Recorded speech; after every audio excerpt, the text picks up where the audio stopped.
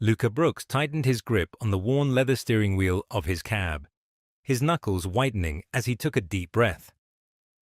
The city of Chicago stretched before him, its skyline shimmering against the late evening sky. His shift had started at sunrise, and now, as the night settled in, exhaustion clung to him like a second skin. He rolled his shoulders, trying to shake off the tension. The meter blinked, signaling the end of his latest fare. He glanced at the back seat in the rearview mirror. Empty again. It had been a slow night. Too slow. His phone buzzed on the dashboard, lighting up with a name he knew all too well. Mr. Donovan. Luca hesitated. He knew exactly why his landlord was calling. The rent was due, past due. He could already hear the man's sharp voice, reminding him of the final warning from last week. He let it ring. A moment later, a text popped up. 3 days. That's all you got. After that, you're out. Luca exhaled through his nose, gripping the wheel tighter. 3 days. He barely had enough to cover gas for the week, let alone rent. His phone lit up again. This time a different name. Lucas, his son. He reached for the phone, swiping to answer. Hey, kid. Are you almost home? Lucas's voice was tight, careful. Luca could hear the frustration beneath it. Soon, he said, though they both knew that was a lie. A pause. Then, you said that last night. Luca shut his eyes for half a second. I know, I just need a few more rides. I promise. Lucas exhaled. Fine. I'll pick up some food on the way. Another pause. Don't spend money on me. Just come home, okay? Luca's throat tightened. I will, he said. But the words felt empty. The call ended, and Luca stared at the glowing screen until it dimmed. The cab suddenly felt too small, too suffocating. Outside, Chicago moved on without him. Couples walked hand in hand under glowing streetlights, their laughter floating in the crisp autumn air. Office workers hurried to catch the last train home. The city was alive, vibrant. But for Luca, it felt like he was trapped beneath it, drowning in its shadow. He had to do something. His eyes flicked to the glowing green light at the intersection ahead. A choice. He could turn right, head home to Lucas, tell him they'd figure something out. Or he could turn left, back into the city, hoping for just one more fare, one more chance to scrape together what they needed. The light turned yellow. Luca made his decision. He turned left. The rain started an hour later. It was the kind of downpour that turned the streets into mirrors, neon signs reflecting off puddles in fractured colors. Luca's wipers struggled against the sheets of water, and the rhythmic slap of rubber against glass filled the cab. He drummed his fingers on the wheel, scanning the streets for his next fare. The app had been silent for the past 20 minutes. People didn't want cabs in this weather. They wanted to be home, dry and warm. His stomach twisted at the thought of his own home, the one slipping further away with every passing hour. He was about to call it when something caught his eye. A sleek black SUV sat on the side of the road, hazard lights blinking in the dark. The figure of a woman stood beside it, a flimsy coat doing little against the downpour. She was on the phone, pacing in short, agitated movements. Luca hesitated. It wasn't his problem. But then he thought of Lucas, of how he wanted to teach his son that they weren't the kind of people who turned away when someone needed help. With a sigh, Luca flicked on his blinker and pulled up behind the SUV. The woman turned, startled, gripping her phone tighter. He rolled down his window, rain instantly creeping in. Flat tire, he called over the sound of the storm. She hesitated, eyes scanning him with a mixture of wariness and relief. Yeah, she said, her voice clipped. Roadside assistance is taking forever. Luca nodded, already pushing his door open. The rain hit him instantly, soaking through his jacket, but he ignored it. No need to wait, he said, moving toward the trunk. I can change it for you. The woman's brows lifted. In this weather? Luca smirked, kneeling beside the tire. I've done worse. She watched him for a beat before shaking her head, stepping under the awning of a nearby storefront. "You're either a saint or completely crazy." Luca grinned. "Depends on who you ask." 15 minutes later, Luca stood, shaking out his rain-slicked hands. The spare was on, secure. He wiped his forehead, pushing wet strands of hair back. The woman stepped forward, inspecting his work. "That was fast." "Not my first time." Luca wiped his hands on his jeans. She pulled out her wallet, thumbing through crisp bills. "Let me—" "No need," Luca cut in. "Glad to help." She frowned, studying him. He realized then how he must look. Soaked to the bone, his jacket old and threadbare, exhaustion lining his face. "At least let me give you a ride," she said. "You're drenched." Luca hesitated. "I've got my cab." "Then let me pay for the repair or buy you coffee, something."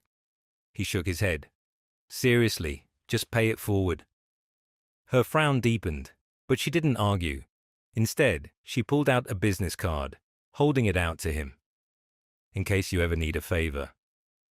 Luca took it, glancing at the name. B. Harrington. The name pricked at something in his memory. He'd heard it before. B seemed to notice his recognition, the corner of her mouth lifting slightly. "Drive safe, Luca." He watched as she climbed back into the SUV, the engine roaring to life. Within moments she was gone, taillights disappearing into the rain. Luca glanced at the card again, then tucked it into his pocket, shaking his head. Just another night in Chicago, or so he thought. The rain had slowed to a steady drizzle by the time Luca pulled into the gas station. He let out a slow breath, watching the neon lights flicker against the wet pavement. The cab's engine hummed beneath him, a low reminder of the hours he still had ahead. He checked the meter. Not enough. Not nearly enough. His fingers brushed against the damp fabric of his jeans, where B. Harrington's business card sat in his pocket. He hadn't looked at it since she'd driven away, hadn't let himself dwell on the moment. But now, alone in his cab with nothing but the quiet buzz of the city around him, his curiosity got the better of him. He fished out the card, turning it between his fingers. The thick paper and embossed gold lettering screamed money. B. Harrington, CEO, Harrington AI Technologies. Luca exhaled sharply. That's where he had heard the name before. The woman he had helped was one of the most powerful tech executives in the country. She was in the news all the time, one of those self-made millionaires who had built a company from the ground up. His mind raced. Why was someone like her stranded on the side of the road with a flat tire? Didn't people like her have drivers, assistants? More importantly, why had she bothered to give him her card? His phone buzzed on the dashboard. He grabbed it quickly, expecting to see Lucas's name, but it wasn't. It was Mike. "Hey, man," Lucas said, pinching the bridge of his nose. "You still out?" Mike's voice had that usual tired edge to it. "Yeah." "You eat yet?" Luca almost laughed. "You offering?" "You know I got you." He hesitated. He didn't want charity, but he also hadn't eaten since the stale gas station sandwich at noon. "Fine, I'll meet you." He ended the call and pulled out of the station, heading toward their usual late-night spot. Mike was already there when Luca arrived, 2 paper cups of coffee sitting between them on the worn metal table outside the all-night diner. The smell of grease and freshly brewed coffee mixed with the cool night air, a scent Luca had come to associate with exhaustion and comfort in equal measure. "You look like hell," Mike said, handing him a coffee. "Feel like it." Luca took a sip, letting the warmth settle in his chest. Mike leaned back, stretching his arms over the back of the chair. "So, what's the damage?" Luca rubbed his forehead. "Donovan gave me 3 days." Mike whistled low. "That guy's ruthless. No argument there." Luca stared at the coffee, swirling it absently. Mike eyed him. "You thinking about calling her?" Luca stiffened. "What?" "The woman. The one with the flat tire." Luca sighed, running a hand through his damp hair. I don't even know why she gave me her card. Mike smirked. Come on, man. She's obviously into you. Luca snorted. Yeah, I'm sure a millionaire CEO is dying to date a broke cab driver. Mike shrugged. Stranger things have happened. Luca shook his head. It's not like that. Then why are you carrying her card around like it's a winning lottery ticket? Luca didn't answer, because he didn't know. The next morning, Luca was jolted awake by the sound of his phone buzzing against the dashboard. He blinked, disoriented. Sunlight filtered through the windshield, and for a moment he forgot where he was. Then reality hit. He was still in his cab. Lucas must have already left for school. He grabbed his phone, expecting a missed call from his son. Instead, an unknown number flashed across the screen. Luca hesitated, then answered. Hello? Luca Brooks. He knew that voice. B. His stomach tightened. Yeah. I wanted to thank you again for last night. Her tone was polite, businesslike. Wasn't a big deal. Well, I think it was. A pause. Are you working today? Luca frowned. Why? I need a driver. He sat up straighter. You need a cab? No, she said smoothly. I need you. Luca was silent. I have meetings all over the city today. My usual driver is out. I figured I'd see if you were available. His mind raced. This was more than a cab fare. This was an opportunity. He thought about Lucas, about the eviction notice taped to their apartment door. Finally, he exhaled. Where do you need me? B rattled off an address in the heart of downtown. One of those high-rise buildings where people like her ran the world. I'll be there, Luca said, before he could overthink it. When Luca pulled up to the towering skyscraper, he half expected B to be waiting outside. Instead, the doors to the lobby swung open, and a woman in a sleek navy pantsuit strode toward him with sharp, purposeful steps. Not B. The woman stopped at his driver's side window, arching a perfectly shaped brow. You must be Luca. He nodded slowly. And you are? Ashley Coleman. I'm B's assistant. Luca glanced toward the building. She coming down? No.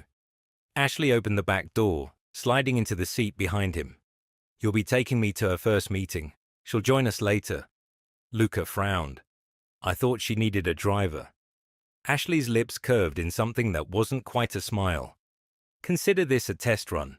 Luca's grip on the steering wheel tightened. Great. A test. Of what, exactly? Ashley leaned back, crossing her arms. Let's go, Brooks. Time's money. Luca pulled away from the curb, his jaw tight. He had a feeling this was going to be a long day. Luca kept his eyes on the road, his grip firm on the steering wheel as Ashley sat in the back seat, arms crossed, watching him through the rearview mirror like a hawk studying prey. She hadn't said much since he pulled away from the curb, but the silence wasn't comfortable. It was weighted, deliberate. He had the distinct feeling she was assessing him, measuring every movement, every decision. So, she finally said, breaking the silence, how long have you been driving? Luca kept his tone even.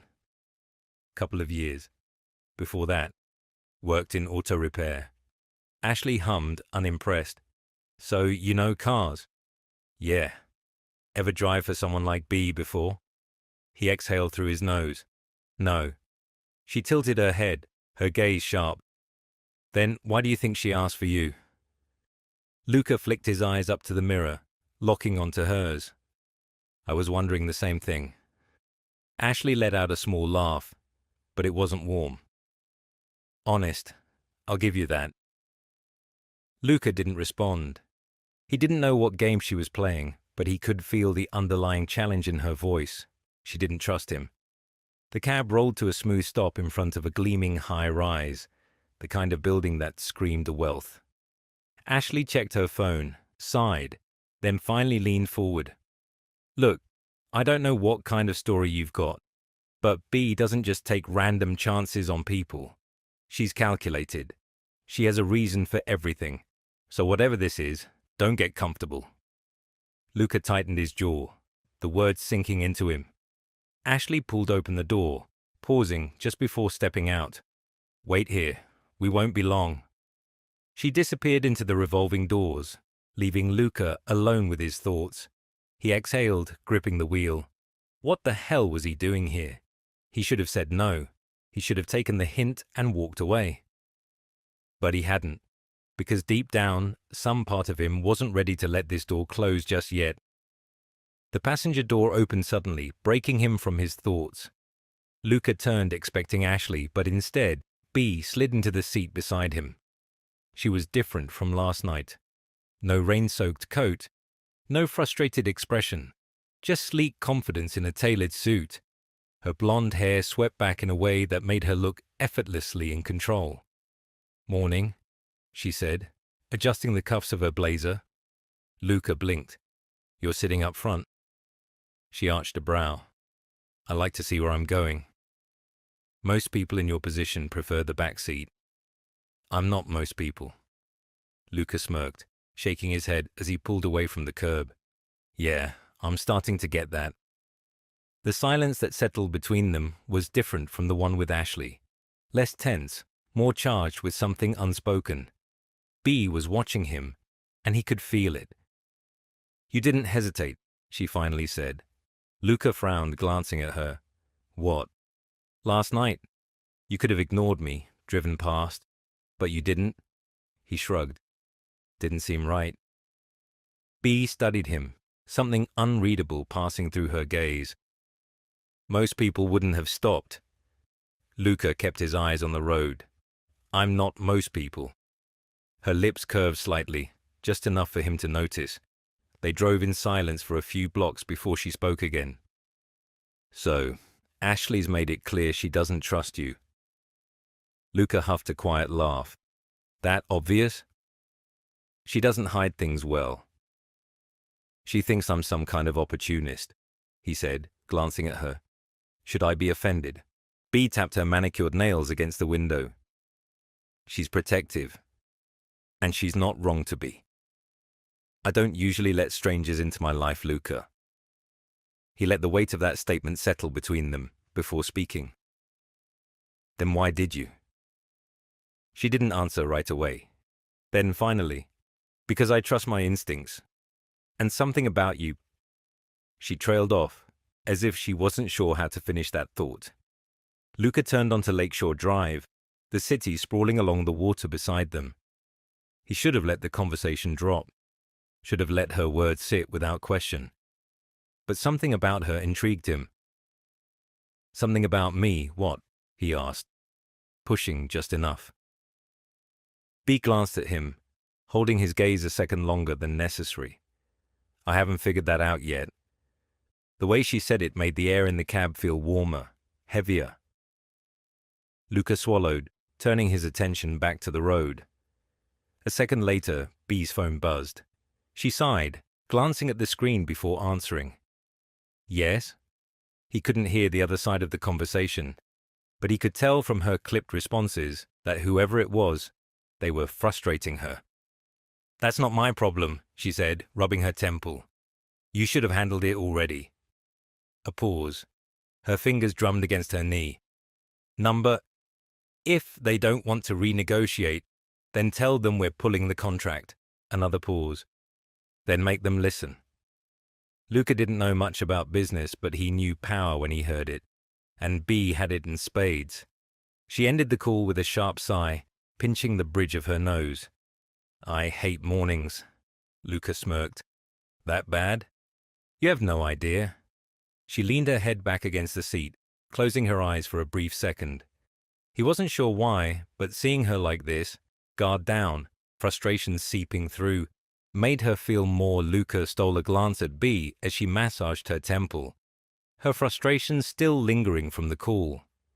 The powerful, poised woman he'd seen handling business with sharp precision a moment ago now sat with her eyes closed, exhaustion creeping through the cracks. For the first time since meeting her, she looked human. "You okay?" he asked, keeping his voice neutral. She let out a breath, opened her eyes, and turned towards him. "Just another day in paradise," Luca smirked. "That bad?" Bea shook her head. You wouldn't believe the number of people who can't do their jobs properly. Luca raised an eyebrow. You run $1 billion company, but you still have to micromanage. She huffed a quiet laugh, almost bitter. If I don't, everything falls apart. Sounds exhausting. You have no idea. For a moment, she just stared out the window, watching the Chicago skyline blur past them. Luca let the silence stretch, giving her space to think, to breathe. But then she turned back, her gaze sharp again. What about you? She asked. What's your story? Luca hesitated. Most people didn't ask, and if they did, they usually didn't care about the answer. But something in the way Bea looked at him made him think she actually wanted to know. Still, he kept it simple. Not much to tell. I drive, I work. I try to keep my kid from thinking I'm a failure. Her brows lifted slightly. You have a son? Lucas. 14. Luca tightened his grip on the wheel. Smart kid. Too smart for his own good sometimes. Bea studied him, her expression unreadable. And his mum? Luca let out a slow breath. Not in the picture. She didn't press, which he appreciated. Instead, she nodded, as if filing the information away for later. They pulled up to the next stop, another glass and steel skyscraper with tinted windows that reflected the overcast sky. Before Luca could say anything, Bea reached for the door handle. Wait here, she said. I won't be long. And then she was gone, disappearing into the building with the kind of confidence that turned heads. Luca exhaled, leaning back against his seat. He wasn't sure why, but something about Bea unsettled him. Not in a bad way, just in a way that made him think too much. He didn't like thinking too much. 15 minutes passed, then 20.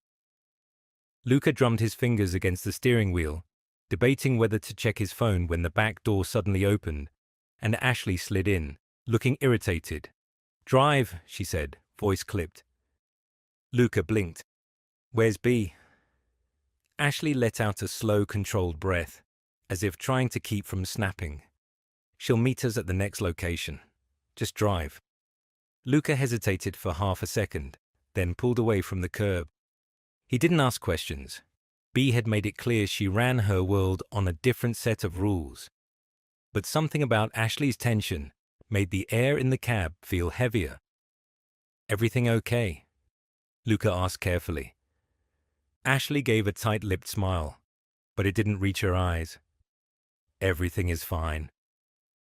Luca didn't buy it. Still, he kept quiet, focusing on the road. He had just turned onto Michigan Avenue when Ashley sighed and muttered, almost to herself, She does this all the time. Luca glanced at her in the mirror. Does what? Ashley hesitated, then shook her head. Nothing. But Luca had caught the slight edge in her voice. He didn't know what was going on, but he could sense it. Something between Ashley and Bea was off. They rode in silence until his phone buzzed. He glanced at the screen. Lucas. Luca exhaled, pressing the hands-free button. Hey, kid. Where are you? Lucas's voice was careful, but Luca knew that tone. It was the one he used when he was holding something back. Working, Luca said. You good? A pause. Mr. Donovan came by. Luca's stomach tightened. He left another notice, Lucas continued, voice quieter now. Said we're out in 2 days. Luca gripped the wheel tighter, forcing his voice to stay calm. Don't worry about it. Lucas let out a hollow laugh. Yeah, sure. Luca hated this. Hated the weight in his son's voice, the exhaustion of a kid who was carrying too much. I'll handle it, Luca said. Like you handled it last time? Luca felt Ashley's gaze flick towards him, but he ignored it. Lucas, Luca said, gentler now. I got this. Silence. Then, finally. Yeah, okay. The line went dead. Luca let out a slow breath, shoving down the frustration burning in his chest. He could feel Ashley watching him, but he didn't acknowledge it. When they pulled up to the next stop, she finally spoke. You should tell her. Luca frowned, turning to her. Tell who what? Ashley met his gaze, her expression unreadable. B. Luca huffed a quiet laugh. Tell her what? That I'm about to get kicked out of my apartment. That my son thinks I'm a failure. Yeah, I'm sure she'd love that conversation. Ashley tilted her head. You think she wouldn't care? Luca hesitated. He wasn't sure. Ashley smirked, shaking her head. You don't know her as well as you think you do.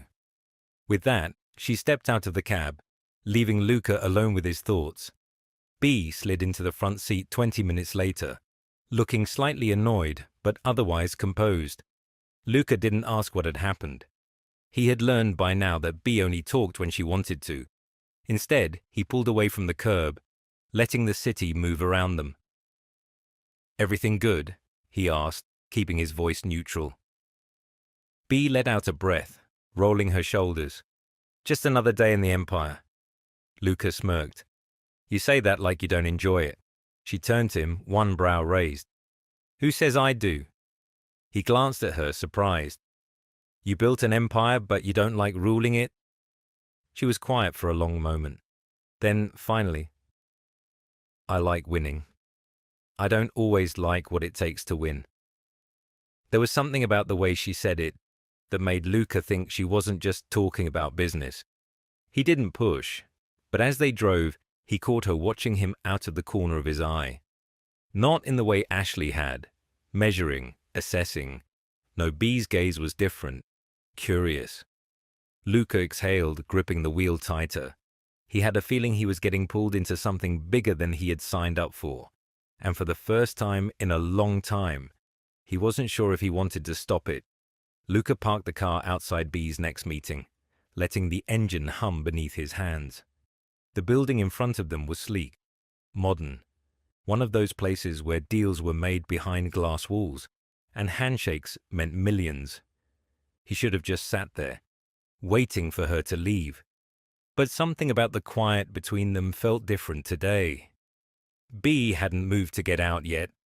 Instead, she sat in the passenger seat, her fingers tracing the rim of a disposable coffee cup, her gaze distant. It was rare to see her still. Usually she was sharp, moving with purpose. But now, she looked unsettled. Luca finally broke the silence. Rough morning. B let out a breath, almost laughing under it. They're all rough. Some are just quieter about it. Luca smirked. That's some kind of billionaire wisdom? She turned to him, one brow raised. You think money makes things easier? He met her gaze. Doesn't it?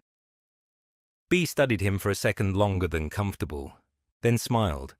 Small, unreadable. That's what I used to think. She didn't elaborate, and Luca didn't press.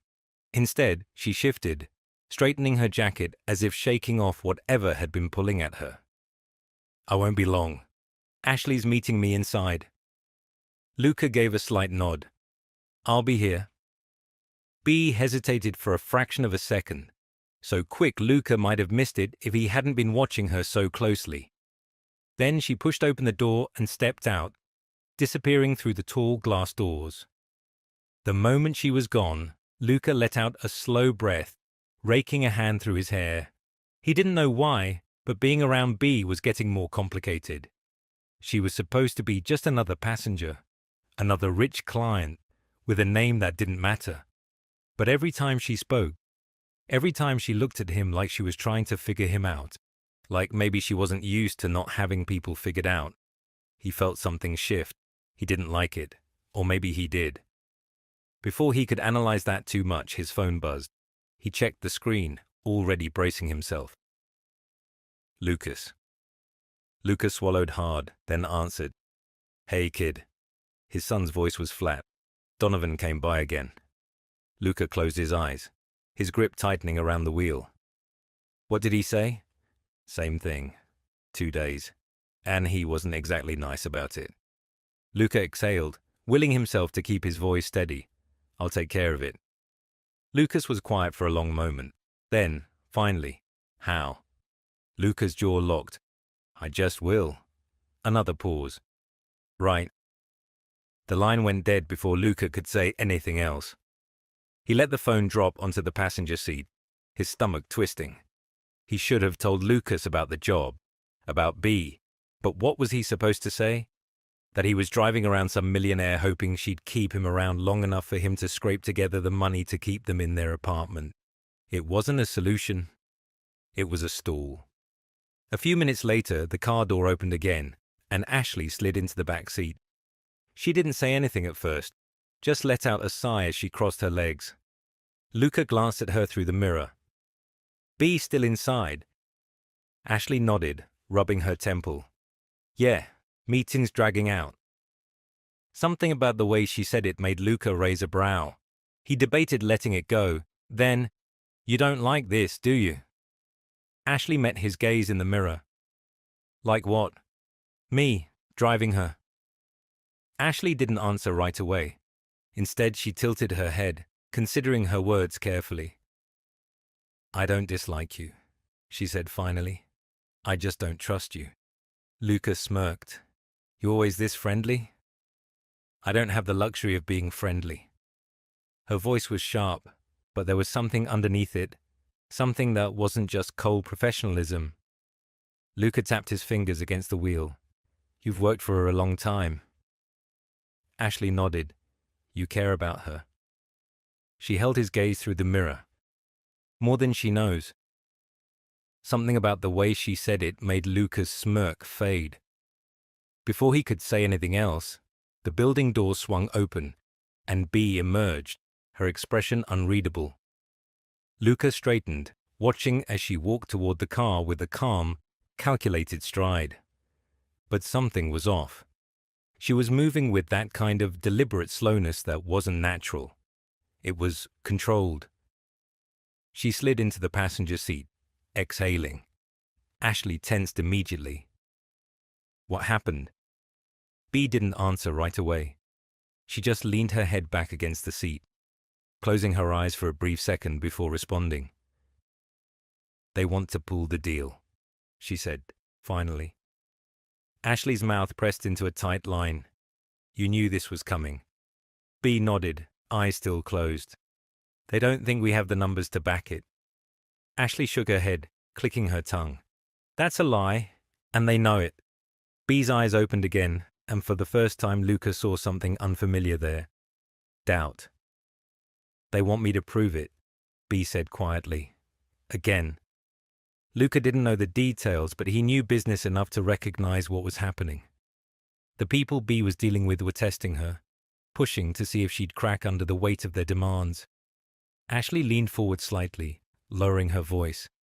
B, if you want out, now's the time. B blinked, her jaw tightening just slightly. Then she shook her head. No, she said firmly. Not yet. Ashley exhaled, but she didn't argue. Luca shifted, breaking the tension. Where to next? B hesitated. Then, finally, take me home. The drive was quiet, but this time the silence wasn't comfortable. Luca could feel it. Something had changed, something had cracked beneath the surface, and he had a feeling whatever it wasn't going to stay buried for long. Luca pulled into the underground parking garage of B's high-rise, the soft hum of the engine the only sound in the tight space. The silence between them was thick, heavy with things unsaid. B had barely spoken since getting into the car. She hadn't checked her phone, hadn't given a single passing glance at Ashley, who sat stiffly in the back seat. Instead, she just stared straight ahead, her fingers absently toying with the bracelet on her wrist. Luca wasn't used to seeing her like this, uncertain. When he finally put the car in park, B let out a slow breath, like she had been holding it the entire ride. Ashley leaned forward. Do you want me to stay? B shook her head. No. Ashley didn't look convinced, but she didn't argue. She just pressed her lips together and pushed open the door, stepping out into the dimly lit garage. Luca reached for the gear shift, ready to leave, when B suddenly spoke. Come inside. His hand froze. He looked over at her, confused. What? B's eyes met his, something unspoken flickering behind them. Just for a minute, Luca hesitated. This was a bad idea. It had been one thing to drive her around the city, to be part of her world while keeping a safe distance, but stepping into her home, that was different. That was crossing a line. But then she looked away, reaching for the door handle like she was about to take back the offer, and before he could stop himself, he heard his own voice. Okay. B stilled for half a second, then nodded. Okay. Luca let out a slow breath and followed her. The elevator ride was silent except for the soft hum of classical music playing through the speakers. B stood beside him, her arms crossed, her expression unreadable. When the doors opened, Luca wasn't sure what he had been expecting. But this wasn't it. Her penthouse was sleek, modern, with floor-to-ceiling windows that stretched out over the Chicago skyline. The city lights flickered against the glass, casting long shadows across the marble floors. Everything looked expensive, cold, like a perfectly curated magazine spread. But the moment B stepped inside, she let out a breath and kicked off her heels, leaving them discarded by the door. That small act made her seem more human than anything he had seen all day. Luca stepped inside cautiously, his boots feeling out of place against the pristine floors. B walked toward the kitchen, pulling a bottle of wine from the counter. "Do you want a drink?" Luca smirked. "Is this part of the job?" B shot him a look, but there was the slightest hint of amusement in her eyes. "It's just a drink." He hesitated, then nodded. "Sure." She poured 2 glasses and slid one toward him across the counter. Luca picked it up, studying her for a moment. "You want to tell me what's going on?" he finally asked. B let out a short laugh, shaking her head. "You're not one for small talk, are you?" "Not when I can tell something's wrong." B exhaled, tapping her fingers against the counter. "It's just business." Luca gave her a look. "Doesn't seem like just business." She sighed, swirling the wine in her glass. "The deal I've been working on for months. It's falling apart. Investors are backing out. They think I'm too much of a risk." Luca frowned. "Why?" B hesitated, then said quietly, "Because I built this company from nothing. And people like me, we're always one mistake away from losing everything." Luca studied her, something tightening in his chest. He had never thought about it that way. From the outside, people like B seemed untouchable, invincible. But now, seeing the exhaustion in her eyes, the way her shoulders had slumped just slightly now that they were behind closed doors, he realized she was fighting just as hard as he was. He took a slow sip of his wine. "They're idiots." B blinked, surprised. "Excuse me?" He shrugged. "They're idiots for doubting you." For a second, B just stared at him. Then, to his surprise, she let out a quiet laugh. "You say that like you actually know me." Luca met her gaze, his voice steady. "I think I'm starting to." Something shifted in the air between them. For the first time since stepping into her world, Luca felt like he wasn't just her driver. And from the way B was looking at him now, he wasn't sure she saw him that way anymore either. The night stretched on longer than Luca had expected. They talked about business, about life, about things Luca hadn't said out loud in years. Somewhere between the second glass of wine and the city lights glowing through the windows, B finally looked at him, something hesitant in her expression. "You don't belong in this world," she said softly. Luca smirked. "Yeah, I figured that out about 10 minutes into this job." B shook her head. "That's not what I mean." She set down her glass, studying him. "You're honest. You don't play games. You don't care about power or money, not the way people in my world do." Luca leaned against the counter, tilting his head. "And yet you invited me in." B didn't look away. "No one's ever just been kind to me, Luca. Not without wanting something in return." Her voice was quiet, but the weight behind it was heavy. Luca felt it sink into his bones. He held her gaze. Maybe you've just been looking in the wrong places. B's lips parted slightly, as if she wanted to say something else. But before she could, her phone buzzed loudly against the counter, shattering the moment. She exhaled sharply and grabbed it, her expression tightening as she read the screen. Luca watched as her posture shifted, as the woman he had spent the last hour talking to disappeared, replaced by the hardened CEO once again. She put the phone down, rubbing her temple.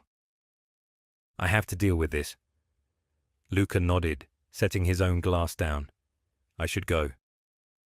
B hesitated for a fraction of a second, before nodding. He turned toward the door, but just as he reached for the handle, she spoke. Luca. He paused, looking back. B's eyes met his, something unreadable in them. Thank you.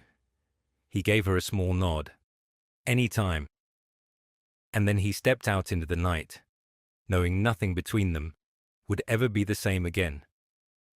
Luca sat in his cab, the city stretching out before him in endless streaks of red and white lights.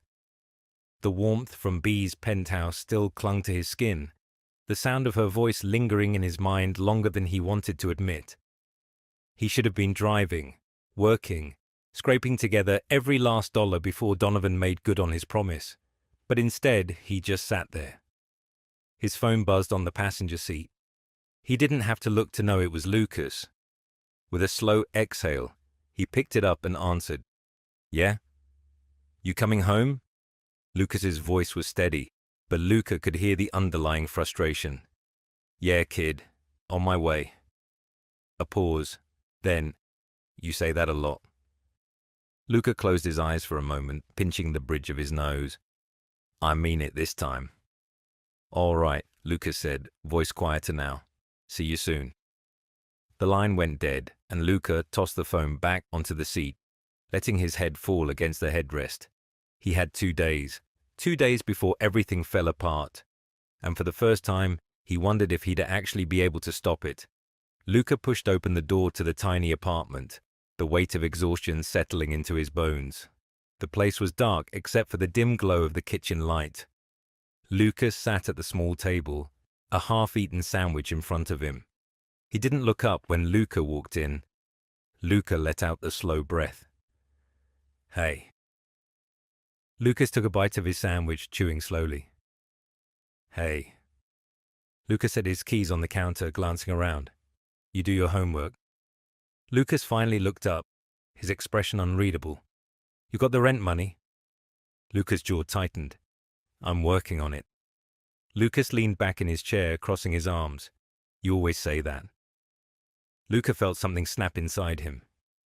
And what do you want me to say, Lucas? That I've got it all figured out? That everything's fine? Lucas didn't flinch, but something in his eyes darkened. I just want the truth. Luca ran a hand down his face, exhaling sharply. I got a new job. Pays better. I just need a little more time. Lucas frowned. What job? Luca hesitated. Driving for someone. Lucas let out a short laugh, shaking his head. You mean a rich person? Luca narrowed his eyes. What's that supposed to mean? Lucas looked at him then, really looked at him. It means I know how this ends. They use you until they don't need you anymore. Then what? Luca's stomach twisted. This is different. Lucas scoffed. Sure. Keep telling yourself that. Luca stared at his son, frustration and guilt colliding inside him. He didn't know how to fix this, how to make Lucas understand that he was trying. He was always trying. But before he could say anything else, Lucas pushed away from the table, his chair scraping against the floor. I'm going to bed. And just like that, he was gone. Luca let out a slow breath, staring at the empty chair across from him. Then he reached into his pocket, pulling out B's business card. His thumb traced over the raised lettering. Maybe Lucas was right. Maybe this was just another bad bet. But right now, it was the only bet he had. The next morning, Luca was already parked outside B's building before she even called. He wasn't sure why, Maybe because sitting in that empty apartment, staring at the walls, waiting for Donovan to knock on his door, felt a lot worse than this. Bea stepped out of the lobby, her phone pressed to her ear, her expression unreadable. She barely acknowledged him as she slid into the passenger seat, murmuring into the receiver. "That's not an option. Number, I don't care what they're saying. I'm not backing down." Luca started driving, pretending not to listen. Bea rubbed her temple, closing her eyes for a brief second. "Fix it, Ashley." Then she hung up, exhaling sharply. Luca smirked. "Good morning to you, too." Bea shot him a look, but there was no real heat behind it. "You don't want to know." "Probably not." Silence settled between them, but it wasn't uncomfortable. Luca had gotten used to Bea's moods, the way she could go from ice-cold CEO to someone who, when she let herself, felt almost real. She tapped her fingers against the dashboard, staring out the window. "I assume Ashley gave you her speech." Luca raised a brow. "Which one?" Bea smirked. "The one where she warns you that working for me is a mistake." Luca shrugged. "Something like that." Bea tilted her head, watching him. "And yet, you're still here." Luca glanced at her, then back at the road. "Guess I'm bad at taking advice." Something flickered across Bea's face, something Luca couldn't quite place. But before he could figure it out, her phone buzzed again. She let out a sharp sigh. "What now?" she answered, and Luca knew immediately from the shift in her expression that it wasn't good news. "What do you mean they pulled the funding?" Her voice was sharp, controlled, but there was something underneath it. Something dangerously close to panic. Luca kept driving, pretending he wasn't listening. Bea's grip on the phone tightened. "That was locked in weeks ago. They can't just—" She stopped listening. Then, her expression darkened. "Fine," she said, voice flat. "I'll handle it." She hung up, her jaw tight. Luca didn't ask, but after a long moment, Bea spoke. "My investors are pulling out," she said quietly. Luca frowned. "Why?" Bea let out a bitter laugh.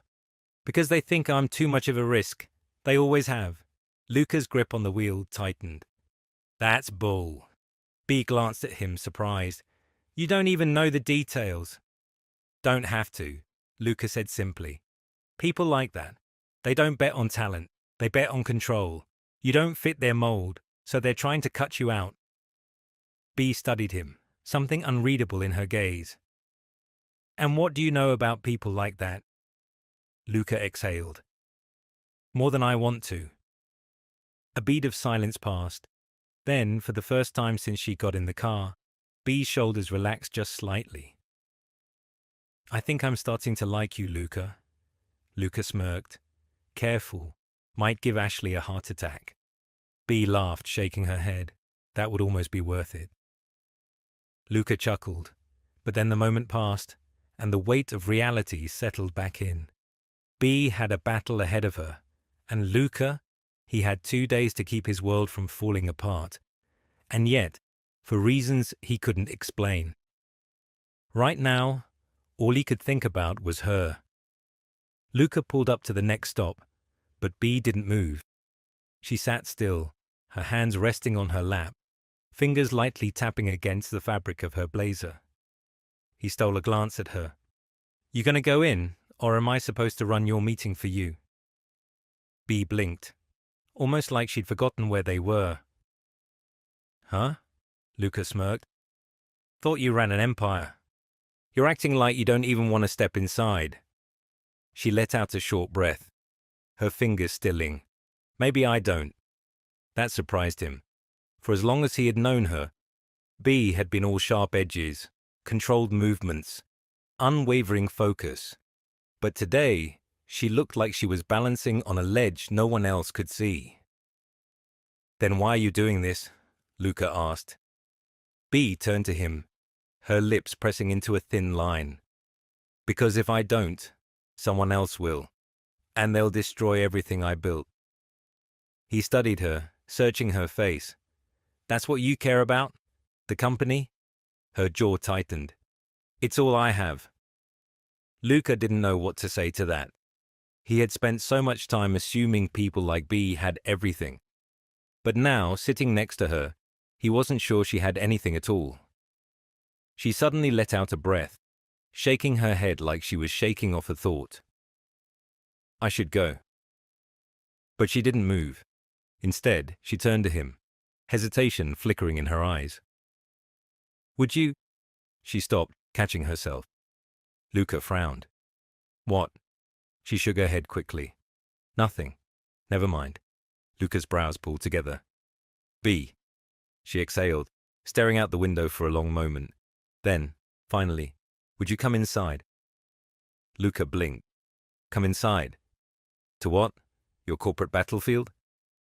B smirked slightly, but there was something nervous underneath it. Something like that. Luca hesitated. This wasn't his world. He didn't belong in conference rooms with people who had private jets and billion-dollar contracts.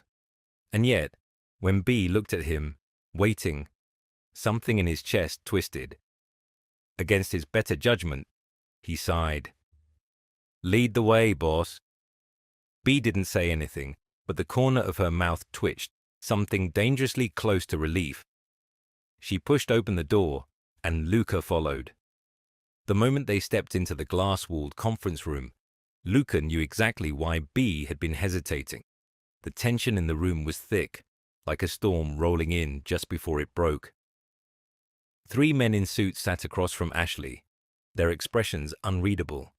One of them looked up when B entered, barely masking his annoyance. You're late. B ignored him, moving to the head of the table. You're early. Luca leaned against the back wall, arms crossed.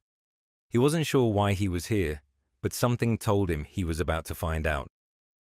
Ashley shot him a glance but didn't say anything. B sat down, folding her hands in front of her. Let's skip the formalities. You want to pool the funding. Why?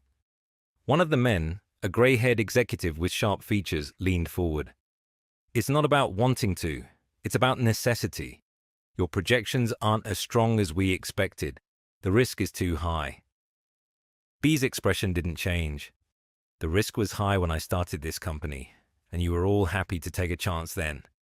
The man sighed, feigning patience. That was different. B tilted her head. How? A beat of silence. Then, you were different. Luca's jaw tightened. B sat still, unreadable, but he could see the tension in her shoulders, the way her fingers curled slightly against the table. She had known this was coming, but that didn't mean it didn't sting. Ashley leaned in. B's numbers are solid. The market is shifting, but she's already ahead of it. Pulling your investment now isn't just a mistake. It's a loss for you. The man let out a low chuckle, shaking his head. That's optimistic. B finally moved, sitting back in her chair. So what is this really about? The second man, younger but just as calculated, folded his hands. You're a visionary, B, but visionaries don't always make the best leaders. We need stability, someone we can trust. Luca didn't need to be a business expert to read between the lines. They wanted her out. B stayed quiet for a long moment. Then, finally, she let out a small laugh, not the kind that meant she was amused, the kind that meant she was done. You think I built this company on luck? She asked, her voice smooth but edged with steel. The men exchanged glances, as if they weren't sure how to respond. You think I clawed my way to the top just to be taken down by a group of men who are scared of what happens when someone like me refuses to play by their rules? Luca exhaled through his nose. Damn. B leaned forward, and for the first time since she stepped into the room, she smiled. It wasn't warm. It wasn't friendly. It was the kind of smile that sent warning signals through the room. I built this company, she said quietly, and I'll burn it to the ground before I let any of you take it from me. Silence. Then, slowly, the older man pushed back his chair, standing. Then, I suppose we're done here. B didn't move. Looks that way. The men gathered their things, moving toward the door without another word. Ashley let out a slow breath, rubbing her temple. Well, that was fun. Bea stood, straightening her blazer like she hadn't just threatened to dismantle everything she built. Then, finally, she turned to Luca. He smirked. So, that went well. Bea exhaled, pressing her fingers against her forehead. Let's go. Luca followed her out, not saying anything as they walked back toward the elevator. But just before the doors closed, Bea turned to him. Thanks for coming in. Luca raised a brow. Not sure I actually did anything. Bea studied him. You were there. And for some reason, that seemed to be enough. Luca leaned against the elevator wall, watching her. He had a feeling he wasn't just her driver anymore. And if he wasn't careful, he wasn't sure he'd want to be. Luca drove in silence, his fingers wrapped tight around the steering wheel as the city lights blurred past. The meeting had been a disaster, but Bea, she had walked out of that conference room like she had won. Like she hadn't just been threatened with losing everything. She sat beside him, her elbow resting on the edge of the window, her gaze locked onto the skyline. She wasn't speaking, and for once, Luca didn't feel the need to fill the space. She was thinking, and he was thinking about her. The way she'd held her ground, the way her voice had never wavered, even when those men had made it clear they wanted her out. Most people would have folded. Most people would have scrambled to negotiate. But Bea, she'd smiled. Luca exhaled through his nose, shaking his head. She was dangerous, not in the way he was used to, not in the way that got people hurt, but in the way that made people like him forget what lines they weren't supposed to cross. The soft hum of the radio filled the quiet, broken only when Bea finally spoke. They think I'll crack. Luca glanced at her. They think I'll give up, take the payout, and disappear. Her fingers tapped idly against her knee, a slow rhythmic beat. They don't understand that I don't lose. Luca smirked. Pretty sure they figured that out by the end. Bea let out a breath, a short huff of amusement. Then, after a beat, you were watching me. Luca blinked. What? In the meeting. She turned toward him now, one brow raised. You were watching me. Luca kept his eyes on the road. I was watching the train wreck. Silence stretched between them, but he could feel her gaze lingering. After a few seconds, Bea exhaled, sitting back against the seat. I don't know why I asked you to come in there with me. Luca smirked. Because I look good in a suit. She scoffed, but there was something softer in her voice when she said, because I trust you. Luca's hands tightened on the wheel. He didn't know what to say to that. Trust wasn't something he was used to. Not in his world, not in hers. He pulled up to her building, letting the car idle. Bea didn't move to get out. Instead, she just stared straight ahead, something heavy settling into her features. He waited. Then, finally, she said, You ever feel like no matter how much you fight, no matter how much you prove yourself, people are just waiting for you to fail? Luca let out a slow breath, his chest tightening. Every day. Bea turned toward him, and for the first time, there was no steel in her gaze, no sharp edges, just something raw, something unguarded. And Luca knew, in that moment, that this wasn't just about business. This was about her, about the girl who had clawed her way out of whatever past she never talked about, about the woman who had built an empire from nothing, only to have men in suits try to take it from her like she hadn't bled for it. She wasn't afraid of losing money. She was afraid of being right, that no matter how hard she worked, no matter how much she built, it would never be enough. Luca exhaled through his nose, gripping the wheel. Then don't let them win. Bea stared at him, her expression unreadable. Then, slowly, her lips curved, just slightly. You always this dramatic, Luca smirked. Only when I'm right. She huffed a quiet laugh, shaking her head. I should go. But she didn't move. Neither did he. The air between them was heavy, thick with something neither of them wanted to name. Finally, B reached for the door handle, hesitating just for a second. Then, in a voice barely above a whisper, she said, "Good night, Luca." And just like that, she was gone. Luca sat there for a long time, staring at the empty seat beside him. Then, with a quiet curse, he threw the car into gear and drove off. By the time Luca got home, the apartment was dark. Lucas was already in bed, but Luca knew he wasn't asleep. He stood outside his son's door for a moment, listening to the quiet hum of music playing from his phone. Then, with a slow breath, he knocked. Silence. Then, "It's open." Luca pushed the door open, leaning against the frame. "You okay?" Lucas didn't look up from his screen. "Are you?" Luca let out a short laugh. "Touché." Lucas sighed, setting his phone down. "You still have a plan, right?" Luca hesitated. Then finally, "Yeah." Lucas studied him, searching his face for something. "Do you actually believe that?" Luca swallowed hard. "I have to." Lucas exhaled, looking away. "Okay." Lucas stepped back into the hallway. "Get some sleep, kid." Lucas didn't answer, but as Luca closed the door, he heard a quiet, "You too." Lucas stared at the dark ceiling that night, B's words looping through his mind. "Because I trust you." He didn't know what he was getting himself into, but for the first time in a long time, he wasn't sure he wanted to get out. Lucas' phone buzzed before the sun even rose. He groaned, rubbing his eyes as he reached for it. The name flashing on the screen made his stomach tighten. B. He sat up, glancing at the clock. 5:42 a.m. Nothing good ever happened at this hour. He hesitated, then answered, "Didn't take you for a morning person."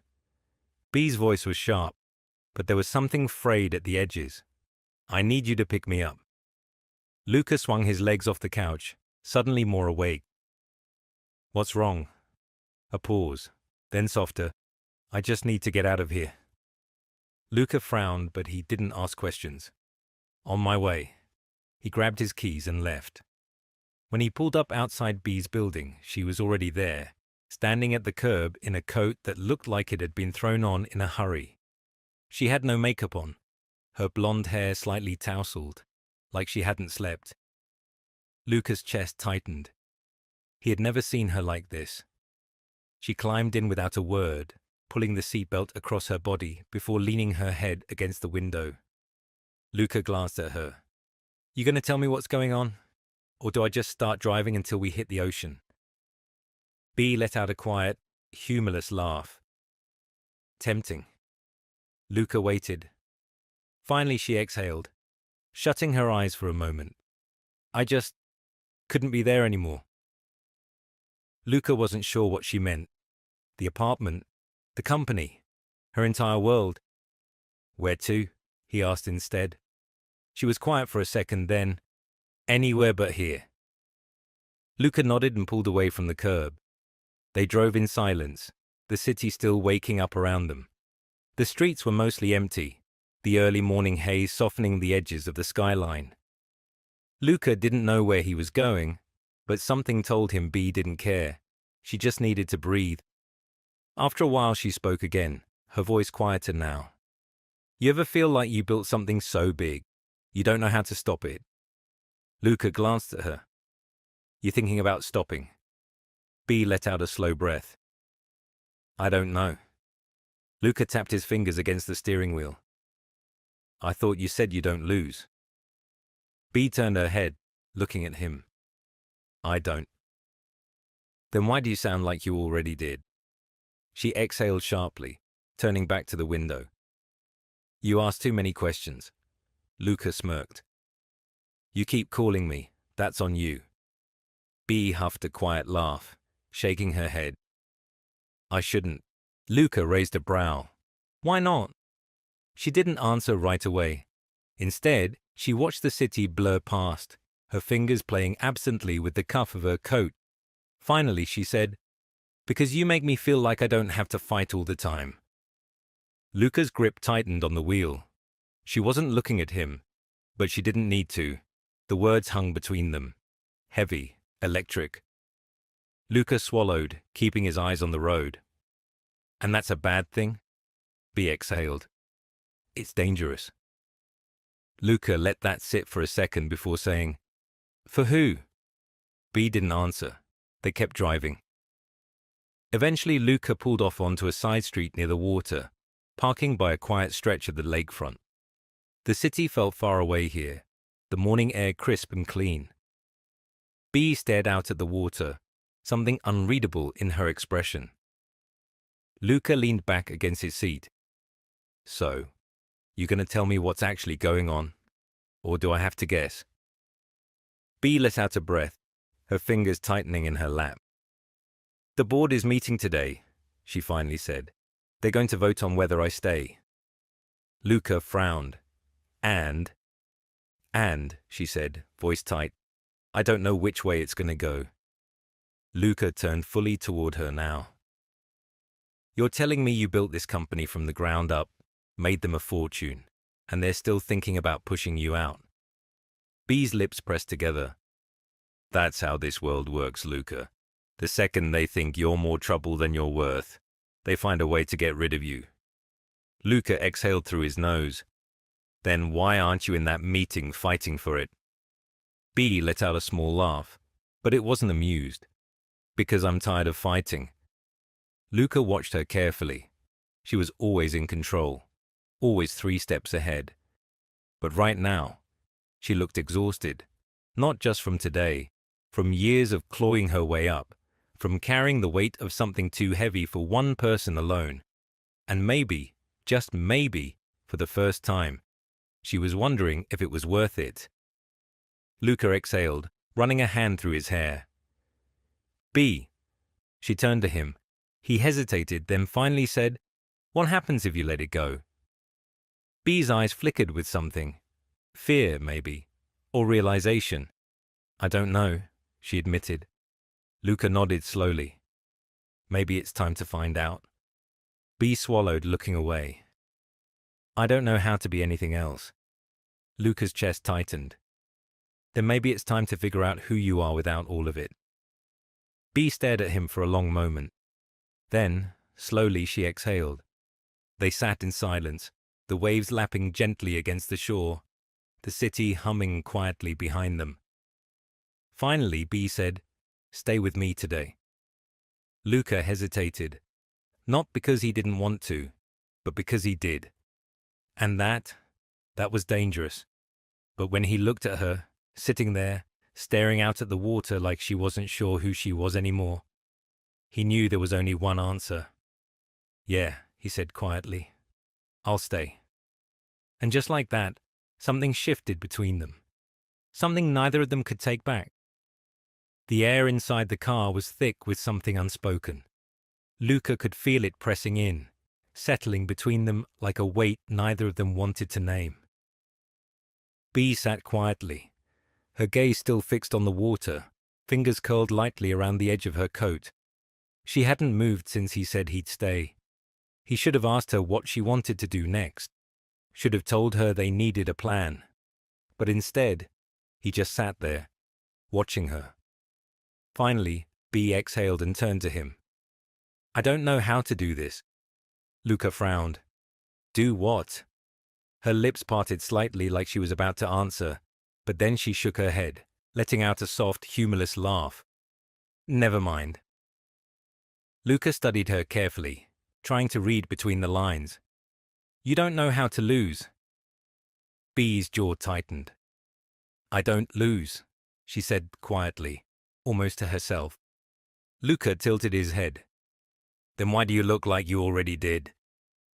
B's gaze snapped to his, sharp and searching, like she was trying to figure out what he saw when he looked at her.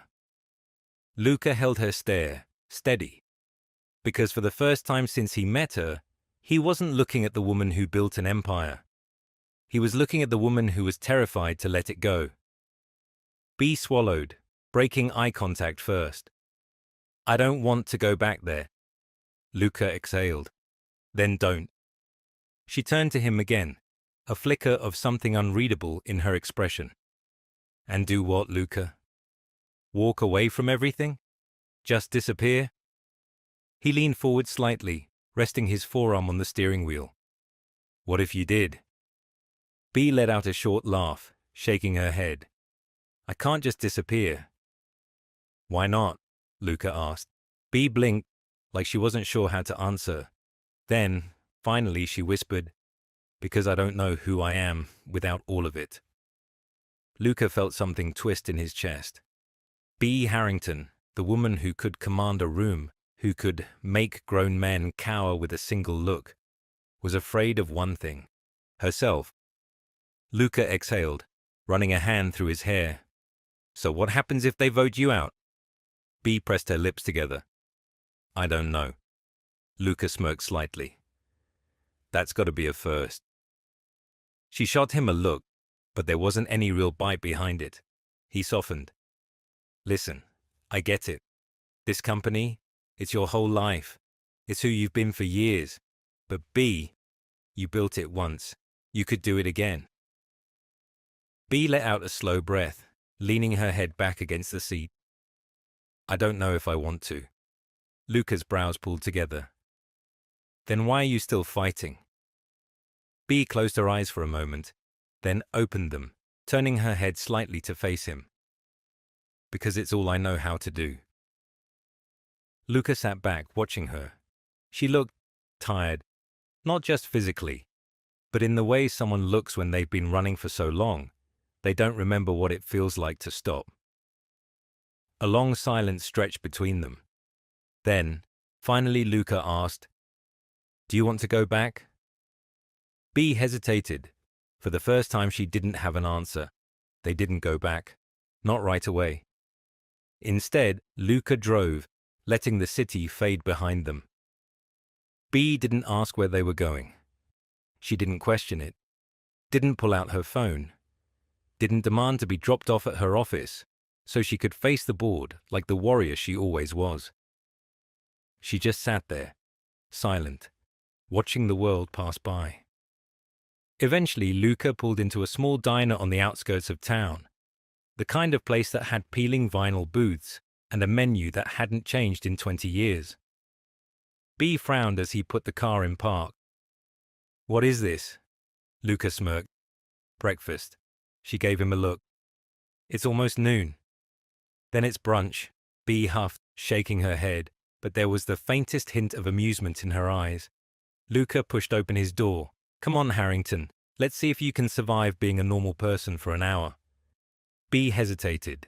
Then, slowly, she stepped out of the car.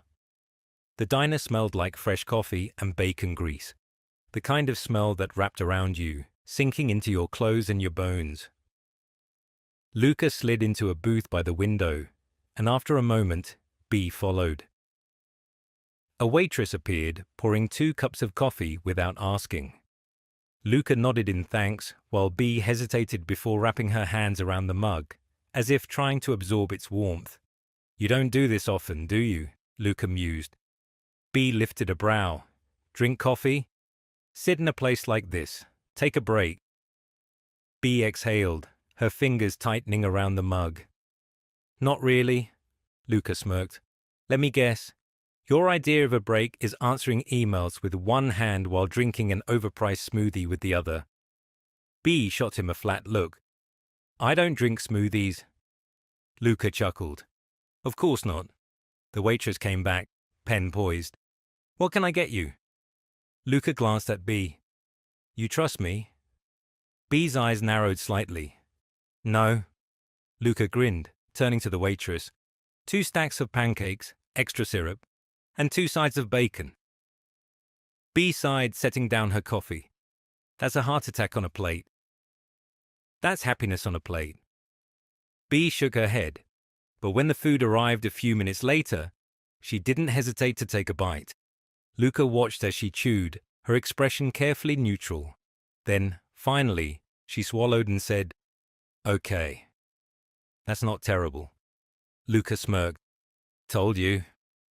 They ate in silence for a while, the clinking of silverware filling the space between them. Then, out of nowhere, B said, "Thank you." Luca looked up. "For what?" B's eyes met his. "For this. For not pushing me. For staying." Luca held her gaze, something warm settling in his chest. Then, softly, "Anytime." B exhaled, looking out the window, her shoulders just a little more relaxed than before. Luca didn't know what would happen when they went back. Didn't know if B would walk into that boardroom and fight, or if she would finally let go. But for right now, in this tiny diner with bad coffee and good pancakes, she wasn't B Harrington, CEO. She was just B. And for the first time, Luca wasn't sure if he wanted her to go back. Luca leaned back in the booth, his coffee cooling in front of him as B stared down at her plate, absently pushing a piece of pancake around with her fork.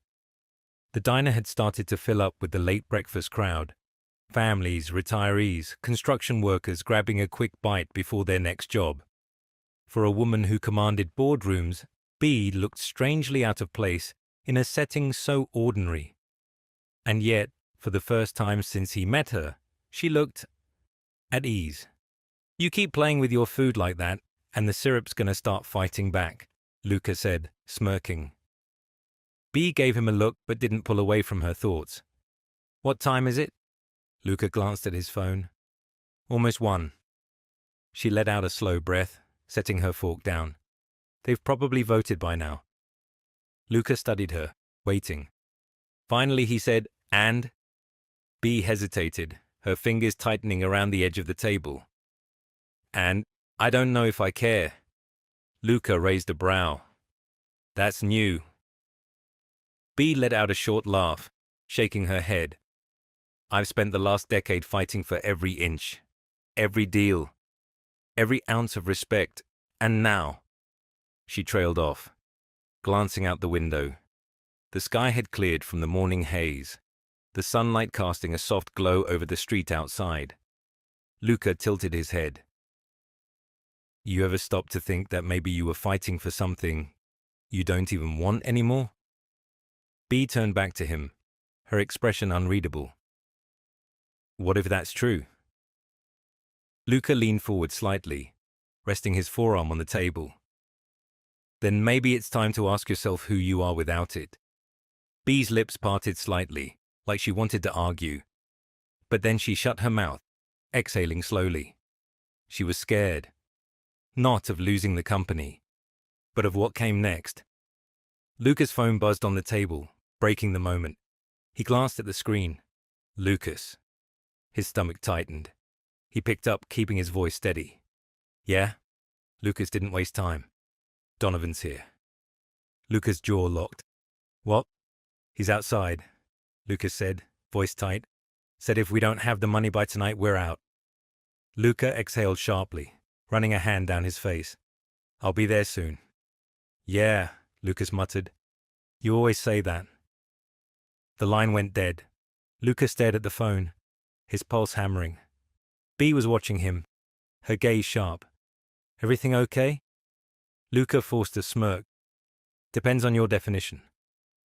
B didn't blink. "What happened?" Luca leaned back, shaking his head. "Nothing I can't handle." B's eyes narrowed slightly, like she could see straight through him. "You need money." Luca's stomach twisted. B didn't ask. She stated it. Luca let out a slow breath, tapping his fingers against the table. "Everyone needs money." B tilted her head, studying him. "How much?" Luca frowned. "What?" Her gaze didn't waver. "How much do you need?" Luca let out a dry laugh, shaking his head. "Not happening." B arched a brow.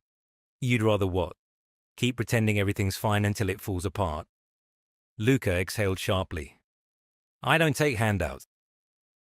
B leaned forward slightly, her voice softer now. "Luca, I mean it." His voice was firm, leaving no room for argument. B studied him, something flickering behind her expression. Then, slowly, she sat back. Luca could still feel her watching him, but she didn't push. Instead, she reached for her coffee and took a slow sip. Luca exhaled, dragging a hand down his face.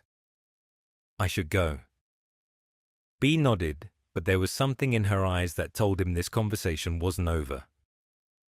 Luca threw a few bills on the table, then stood. B followed, pulling her coat tighter around her as they stepped outside. The air was cooler now, a crisp breeze rolling in from the lake. Luca unlocked the car, but just as he reached for the door, B spoke. I can help you. Luca froze. Then, slowly, he turned to face her. B's expression was steady, but there was something raw underneath it. You don't have to do this alone. Luca let out a slow breath, shaking his head. I do. B's lips pressed together, frustration flashing in her gaze. Why? Luca swallowed hard. Because that's the only way it means something. Silence stretched between them. Then, B exhaled, crossing her arms. You're so damn stubborn. Luca smirked slightly. You just noticing that now? B shook her head, but there was something almost fond in the way she looked at him. For a second, Luca thought she might say something else, but then she just sighed, opening the passenger door. Luca followed, sliding into the driver's seat. As they pulled onto the road, B turned toward him. Let me at least drive you home. Luca raised a brow. You planning on carrying me there? B rolled her eyes. Just let me do this. No strings attached. Luca hesitated. Then, finally he sighed. Fine. B didn't say anything. But as they drove through the city, Luca could feel it. Something between them had shifted, and he wasn't sure either of them were ready for what came next. Luca pulled up to his building, gripping the wheel a little too tightly. B sat beside him, silent, but aware, her gaze flicking between him and the run-down apartment complex with the flickering streetlight out front. She didn't say anything, but he knew what she was thinking. This wasn't her world, and for the first time since she stepped into his car, she was seeing exactly what that meant. Luca let out a slow breath. Thanks for the ride. B's fingers drummed against her thigh. You sure you don't want me to come in? Luca gave her a look. What? You planning on negotiating with my landlord? B smirked slightly, but the concern in her eyes didn't fade. If that's what it takes. Luca huffed a quiet laugh, shaking his head. I got it. B exhaled, pressing her lips together. I know you do. She didn't sound convinced. Luca pushed open the door, stepping out. He expected her to drive off, to leave him to deal with the mess he was in. But B didn't move. She just watched. Luca exhaled, raking a hand through his hair before making his way up the steps. The moment he reached the second floor, he saw Lucas. His son was sitting on the ground outside their apartment door, his arms wrapped around his knees. Lucas' stomach tightened. Lucas looked up, his expression unreadable. He changed the lock. Lucas swallowed hard, rubbing a hand over his face. Damn it. Lucas stood, dusting himself off. Told you this was going to happen. Luca clenched his jaw. Where's your stuff? Lucas shrugged, like it didn't matter. Inside. Luca let out a slow breath, forcing himself to stay calm. He knocked on the door next to theirs, waiting. A few seconds later, Mrs. Patel, their elderly neighbor, cracked it open. Her face softened when she saw them. Luca, I'm so sorry, dear. He came by an hour ago, told me not to let you back in. Luca swallowed back his frustration. It's okay. Did he take anything? She shook her head. I don't think so. He just locked it up. Luca nodded, running a hand through his hair. Thanks, Mrs. Patel. Lucas shifted beside him. Now what? Luca didn't answer right away. He didn't have an answer. He could call Mike, crash at his place for the night, but before he could say anything, another voice cut in. You coming or not? Luca turned. B was standing at the bottom of the stairs, arms crossed, her gaze locked onto his. Lucas frowned. Who's that? Luca let out a slow breath. That's my boss. Lucas blinked. Your boss? B tilted her head. You want to stand in the hallway all night, or are you getting in the car? Luca hesitated. Lucas did not. The kid grabbed his backpack from the floor and started walking down the steps. Well, I don't know about you, but I'm leaving. Luca sighed. B smirked. Smart kid. Luca shook his head, but he followed. B's penthouse was the exact opposite of everything Luca had ever known, where his place was small, lived in, cluttered with years of trying to make ends meet. B's was vast, spotless, untouched. Lucas stepped inside, his eyes widening slightly. You live here? B set her coat on the back of a chair. Sometime, Lucas whistled, running a hand over the marble countertop. Not bad. Lucas shot him a look. Don't touch anything. B smirked. Relax, he's fine. Lucas turned toward her, crossing his arms.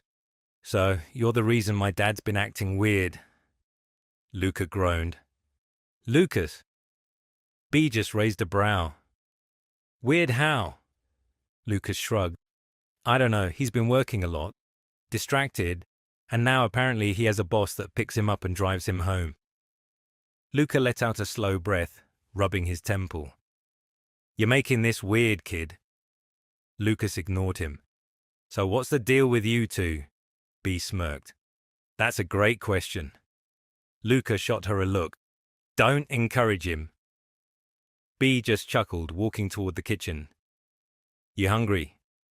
Lucas blinked, like he hadn't expected the offer. Yeah. B nodded. Good. There's food in the fridge. Help yourself. Lucas hesitated, then glanced at Luca. Luca sighed. Go ahead. Lucas didn't need to be told twice. The moment he disappeared into the kitchen, Luca turned to B. You didn't have to do this. B arched a brow. Didn't I? Luca exhaled. I'll figure something out. B stepped closer, tilting her head. Why is it so hard for you to accept help? Luca clenched his jaw. Because nothing comes without a price. B studied him for a long moment. Then, softly. I'm not asking for anything, Luca. Luca swallowed hard. He wanted to believe her. But people like B, they didn't just do things out of the kindness of their hearts. At least, that's what he had always thought. B let out a slow breath, crossing her arms. You can stay here for as long as you need. Luca huffed. Yeah, because that won't be weird. B smirked. You're already here. Luca shook his head, dragging a hand down his face. I'll figure something out tomorrow. B's gaze softened. Get some sleep, Luca. He exhaled, nodding slightly. Yeah. But as he turned to walk away, B's voice stopped him. And Luca? He glanced back. B held his stare, something unreadable in her expression. You're not alone. Luca's throat tightened. For the first time in a long time, he wasn't sure how to respond. So, instead, he just nodded, and for the first time, he let himself believe it might be true. Luca barely slept. The silence of B's penthouse was unnerving. No creaky pipes, no neighbors arguing through paper-thin walls, no sound of city traffic filtering in through a cracked window. Just space. Too much of it. He sat on the couch, staring at the ceiling, listening to the faint hum of the refrigerator. He should have been relieved. He and Lucas had a roof over their heads, at least for tonight. But instead, all he could think about was how temporary it all felt. B said there were no strings. But Luca had spent his entire life learning that nothing came without a cost. At some point, exhaustion pulled him under. When he woke up, the sun was already rising, warm light spilling through the massive windows. He blinked, sitting up, stretching his sore muscles. The smell of coffee drifted through the air. Luca rubbed his face, standing and making his way toward the kitchen. B was already there, leaning against the counter, her phone in one hand, a coffee cup in the other. She was still in her silk robe, her hair slightly messy, like she had just rolled out of bed. She looked softer, like she wasn't carrying the weight of the world on her shoulders for once. She glanced up when she saw him, arching a brow. "You look terrible." Luca smirked, running a hand through his hair. "You really know how to boost a guy's confidence." B smirked, sipping her coffee. "Rough night." "Let's just say I'm not used to sleeping in places that don't feel like a shoebox." B chuckled, setting her phone down. "You'll adjust." Luca hesitated before stepping closer, leaning against the island. "Any news?" B didn't answer right away. Then, finally, she sighed, setting her cup down. "They voted me out." Luca stilled. B let out a short breath, but it wasn't surprised. If anything, it sounded like she had already made peace with it. "I thought you'd be more upset," Luca said carefully. B's lips twitched, something unreadable in her gaze. "I thought I would be too." Luca studied her. "And," B exhaled, "and I think I feel relieved."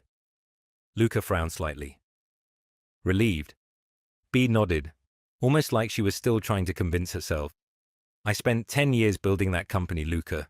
10 years fighting, proving myself over and over again. And now that it's over, I don't feel lost." She looked up at him, something shifting in her expression. "I feel free." Luca didn't know what to say to that. For weeks, B had been carrying this weight, this battle, like she didn't know how to exist without it. But now, standing in front of him in nothing but a robe, sipping her coffee like she had nowhere to be, she looked lighter. She looked happy. B let out a breath, shaking her head with a small smile. "I don't have to answer to anyone anymore. I don't have to prove anything. For the first time in a long time, I get to decide what happens next." Luca smirked. "And what happens next?" B tilted her head, considering him. "That's the fun part. I don't know." Luca exhaled, watching her. For a woman who had spent her entire life controlling every outcome, that was a big statement. B reached for her phone again, unlocking the screen. "But first, I have a call to make." Luca raised a brow. "To who?" B smirked, tapping her screen. "To the investors." Luca frowned. "Didn't they just vote you out?" B nodded, bringing the phone to her ear. "Exactly." Luca leaned against the counter, watching as B's expression shifted into something sharp. Dangerous. A few seconds later, someone answered. B smiled, but it wasn't friendly. "Good morning, gentlemen. I assume you're expecting this call." Luca crossed his arms, listening. B's voice was smooth, confident. "I'd like to remind you that even though I'm no longer CEO, I still own 35% of the company. And unless you'd like me to start selling my shares to your competitors, I suggest we discuss how this transition is going to work." Luca let out a low whistle. "Damn." B shot him a wink, pacing slightly as she continued talking. Luca had no idea what she was planning, but one thing was clear. B. Harrington wasn't done playing the game, and for the first time, Luca wasn't sure if he wanted to stop her. Luca leaned against the balcony railing, staring out at the Chicago skyline as the city pulsed beneath him. The night air was crisp, the hum of traffic distant but steady. Inside, he could hear the soft clinking of glasses, the faint murmur of conversation. B was still on the phone, wrapping up whatever power move she had decided to make today. He exhaled, rubbing a hand down his face. It had been a long few days. No, a long few weeks. Everything had changed so fast. 1 minute, he was barely scraping by, counting the hours until eviction. The next, he was standing in a penthouse he didn't belong in, next to a woman who had upended his entire world. And for the first time in a long time, he wasn't sure if he wanted to leave. The sliding door opened behind him, followed by the soft sound of B's bare feet against the deck. "Investors caved," she said, setting her phone on the railing. Luca smirked. "Of course they did." B huffed a quiet laugh, crossing her arms as she leaned next to him. "I still own 1/3 of the company." They realized pretty quickly that trying to push me out completely would be a mistake. Luca glanced at her. So what now? B was quiet for a moment, then exhaled. I walk away, on my terms. Luca raised a brow. B turned to him, tilting her head slightly. What? He studied her for a beat, then smirked. I think you like the fight more than you let on. B scoffed, shaking her head. Not true. Luca just looked at her. She rolled her eyes. Okay, maybe a little. Luca chuckled. Thought so. B turned back to the skyline, the city lights reflecting in her eyes. I don't know what comes next, Luca. For the first time in a long time, I don't have a plan. Luca leaned against the railing, watching her. Scary. B swallowed, then nodded. Yeah. Luca exhaled, looking back out at the skyline. Yeah. Silence stretched between them, but it wasn't heavy. It wasn't uncomfortable. It was just them. After a moment, B spoke again, her voice softer now. You're not staying, are you? Luca's grip tightened on the railing. He knew this was coming. He had been avoiding it, pushing it back, letting himself exist in this strange, impossible bubble where he and B lived in the same world. But they didn't. Not really. Luca sighed, rubbing the back of his neck. Lucas and I need a place of our own. B nodded, like she already knew the answer before he said it. Where will you go? Luca smirked. You offering me another penthouse? B laughed softly, shaking her head. I don't think you'd take it. Luca smirked. You're learning. B exhaled, shifting closer to him, her shoulder just barely brushing his. You don't have to disappear, you know. Luca looked at her. B held his gaze, something unreadable in her expression. You could stay in my life, just not as my driver. Luca's chest tightened. He wanted to. Hell, he wanted to more than he had wanted anything in a long time. But Luca knew how this went. He and B, they were from two different worlds. Eventually, the gravity of those differences would pull them apart. Luca let out a slow breath, offering her a small, lopsided smile. We'll see. B searched his face, like she wanted to argue. But then, finally, she just nodded. And maybe that was enough. For now. Luca turned back to the skyline, feeling the weight of everything settle in his chest. B leaned against him, just slightly. Not enough for it to mean anything. But just enough for it to mean everything.